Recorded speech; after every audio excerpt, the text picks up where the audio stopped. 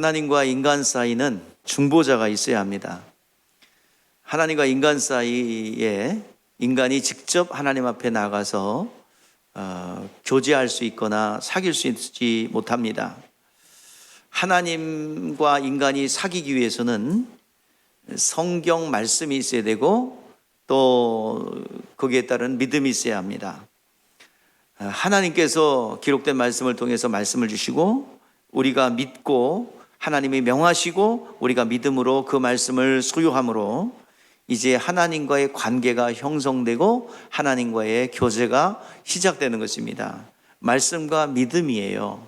그래서 사도행전 20장에 보면은 이제 바울이 에베소 교회에서 3년 동안 그곳을 훈련하고 양육합니다. 그래서 많은 부흥이 있었고 말씀으로 견고히 세워진 에베소 교회입니다. 이제 바울이 떠나오려고 할 때 고별 설교를 하지요. 3년 동안 눈물로 양육했던 것을 잘 기억하고 너희가 맡은 사명을 잘 감당하거라 부탁하면서 그 영혼을 하나님이 피로 사신 영혼을 양육하고 충성을 부탁하면서 그것을 사람에게 부탁한 것이 아니라 주와 그의 말씀에 부탁한다라고 그랬어요. 바울이 떠나가고 바울이 눈에 보이지 않아도 그 에베소 교회는 주와 말씀 앞에 부탁하고 가는 거예요.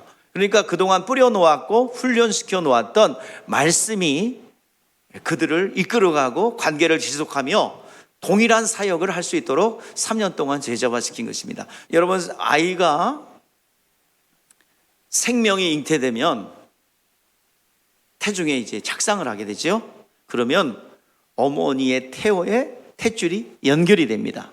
연결이 돼서 계속 어머니의 가지고 있는 면역력과 그리고 어머니가 가지고 있는 영양 성분이 그대로 태아의 아이에게 계속 들어가죠. 그런데 어머니는 그것을 위해서 환경을 만들어요. 아이가 잘 건강하게 자랄 수 있도록 좋은 음식 먹고 좋은 환경을 조성하고 좋은 공기 마시고 노력을 합니다. 자, 환경은 어머니가 만들지만 빨아들이는 건 누가 해야 돼요? 아이가 해야 합니다. 그래서 어머니가 가지고 있는 영양분과 면역력을 아이가 빨아들여서 자기의 생명을 유지해야 합니다. 그러지 않으면 생명을 유지할 수가 없지요. 이거는 엄마를 위해서 하는 것이 아니라 누구를 위해서 하는 거예요? 자기 자신을 위해서, 태중의 아이 스스로를 위해서 하는 것입니다. 이것이 우리 신앙생활에서 제일 먼저 해야 될 일이에요. 내 자신의 영혼이 먼저 든든히 세워져야 합니다. 무엇으로요? 말씀과 믿음을 통하여 하나님과의 관계가 딱 빨대가 꽂혀져야 합니다. 요한복음 15장 7절 말씀에 보니까 무엇이든지 구하라 그랬는데 전제가 있어. 자, 우리 한번 읽어봐요. 시작. 너희가 내 안에 거하고 내 말이 너희 안에 거하면 이라는 전제입니다.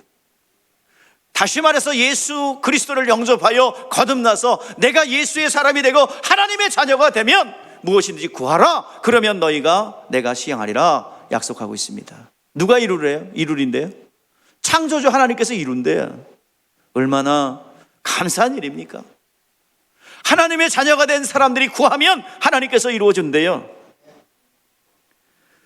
근데 전제가 있어요. 주 안에서. 그러면 돈이 필요했어요. 돈이 필요하면 나는 영적인 사람이라 돈 같은 거 구하면 안 돼. 잘했어요? 잘못했어요? 예? 잘못했다고요? 일평생 가난하게 살려면 그렇게 마음대로 해요. 무엇이든지 구하는 거예요.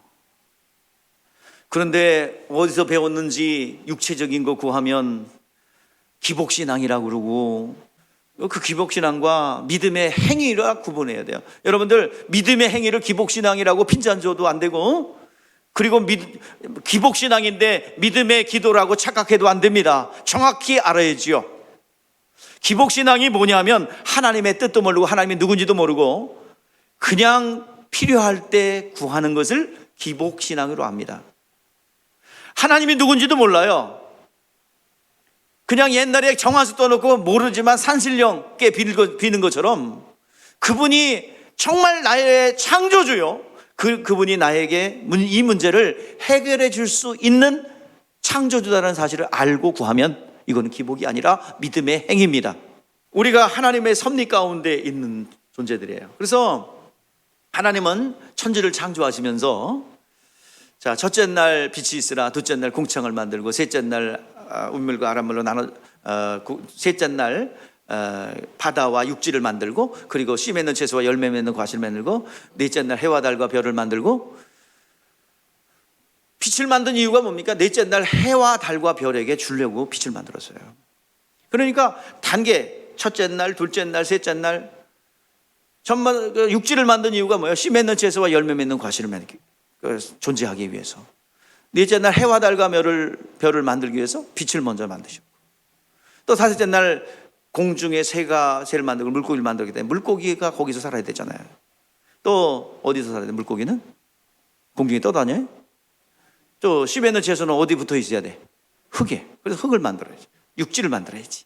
수중 동식물이 아니잖아요. 자, 그 다음에 또 뭐도 만들어야 돼. 자, 새들이 어디 다녀요? 공중에 다녀요? 아무것도 없는데 꽉 차 있는데 어디 진흙 속에서 헤매고 다녀? 공중을 만들어낼 거 아니야. 공간을 만들어낼 거 아니야. 그리고 여섯째 날 그 안에서 누가 살아야 돼? 식물을 먹고 음식을 먹고 살아야 되니까 동물과 사람을 만들었어요.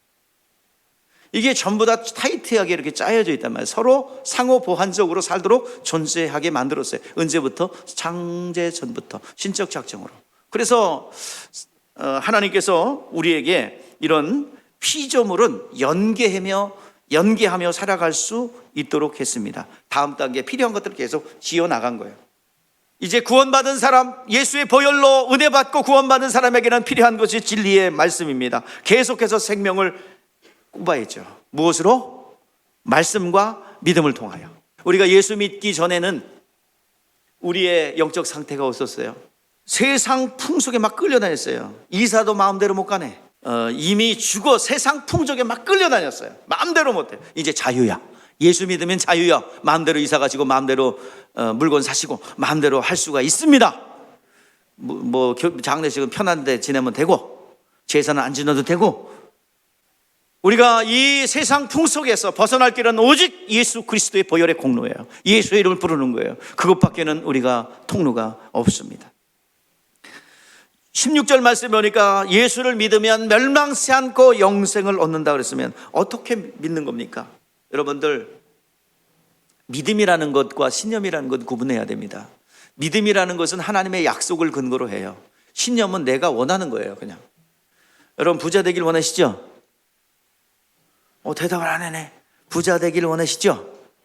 잘 살길 원하시죠? 요거는 내가 그냥 바라는 것을 뭐라 그래요? 신념이라고 합니다. 이게 강하면 어느 정도까지 이룰 수 있어요. 그러나 어떤 부분까지만 이루지 못 이루는 한계에 부딪힙니다. 자, 그런데 하나님의 말씀이 레마로 왔어. 부욕해 되리라는, 재물을 얻는 능을 주겠다는 말씀이 내한테 탁 가슴속에 들어왔어요. 그러면 그때부터는 약속이에요. 그것은 내 말씀이야. 그건 반드시 이루어집니다. 환경은 반대로 가더라도 반드시 말씀을 붙잡고 나가면 반드시 하나님이 이루어줍니다.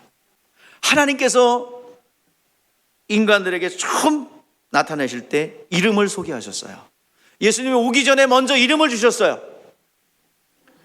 마태복음 1장 21절 23절 말씀에 보니까 아들을 낳으리니 이름을 예수라 하라. 이는 자기 백성을 죄에서 구원할 자이심이라. 처녀가 잉태하여 아들을 낳으리니 임마누엘이라 하리라. 이름을 붙이면 뭐예요? 죄에서 구원할 이름이요, 우리와 영원히 함께할 이름입니다. 구원의 이름입니다. 근데 그 이름은 누구한테 받았대요? 하나님 아버지께서 아들에게 주었고, 아들은 또 우리에게 주었어요. 주의 이름을 부르는 자 구원을 얻으리라 말씀하셨습니다. 예수여 나를 도우소서 믿음을 가지고 외치면, 그 이름을 알고 외치면 하나님의 군대들이 움직입니다. 이미 하나님의 말씀도 주셨고 이름도 주셨고, 그리고 우리가 구하고 찾고 두드리면 움직일 수 있는 천군 천사도 이미 하늘에 준비되어 있습니다. 하나님께서 우리가 구하는 대로 믿음으로 구하면, 하나님의 이름을 알고 구하면 하나님께서 역사하실 줄 믿습니다.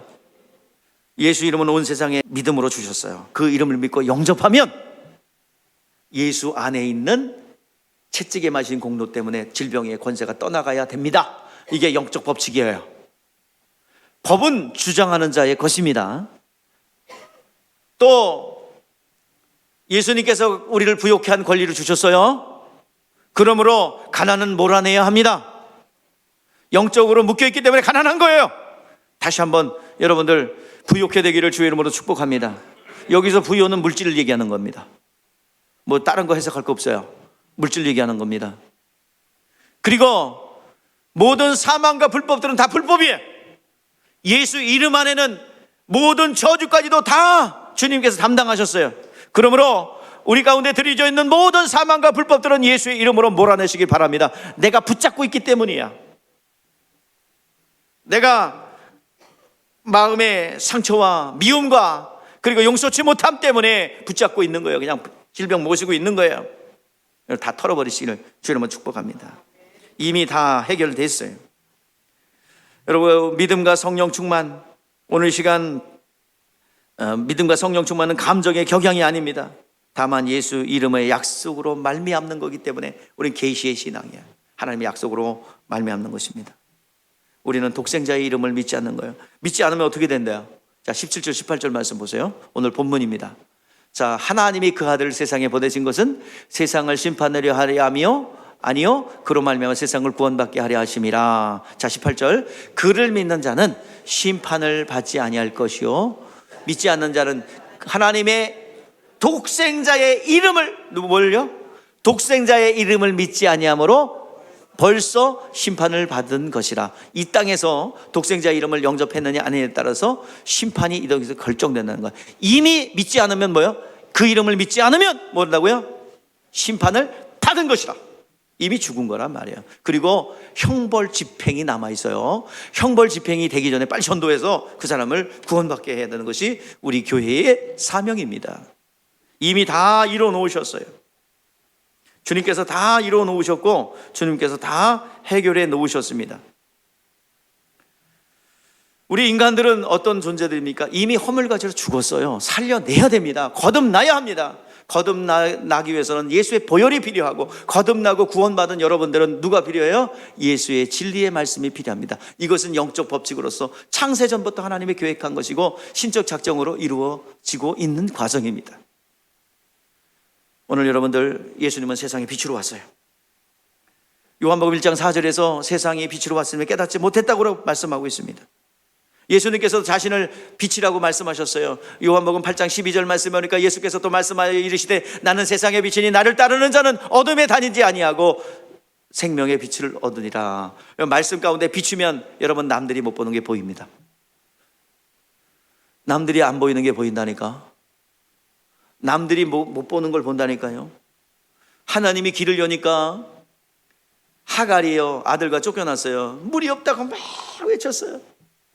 근데 그 옆에 우물이 있었거든. 그걸 못 봐. 그래가지고 하나님께서 하갈의 눈을 여니까 하나님께서 눈을 여사 우물을 보게 하셔서 거기서 물 떠서 주는 거예요. 오늘은 돈이 부족하다고 생각하며 물질이 부족하다고 생각하며 어떤 관계가 없다고, 관계가 너무나 빈약하다고 생각하고 내가 자원이 없다고 생각하고 사람이 없다고 생각하지만 무엇보다도 중요한 것은 하나님이 없어요. 믿음이 없어요. 오늘 여러분들 하나님 후히 주시곤 꾸짖지 아니하시고 대어 넘치도록 충만하게 주시는 하나님 앞에 구할 수 있기를 바랍니다. 그분이 어떤 분이신 줄 알고 구하면 돼요. 이것은 그냥 어떤 분인지 모르고 그냥 어려우니까 그냥 그 산신령에 빌듯이 막연한 신에게 빌듯이 그냥 그저 구하니까 이걸 기복신앙이라고 우상숭배라고 그러죠. 반드시 하나님은 살아계신 창조주라는 사실을 믿고 이 문제는 하나님이 해결할 수 있다는 사실을 믿고 예수를 영접한 이들이 구하면 무엇이든지 하나님께서 이루어 주실 줄 믿습니다. 오늘 이 시간 빛으로 여러분 나오시는 여러분 되시기를 주의 이름으로 축복합니다.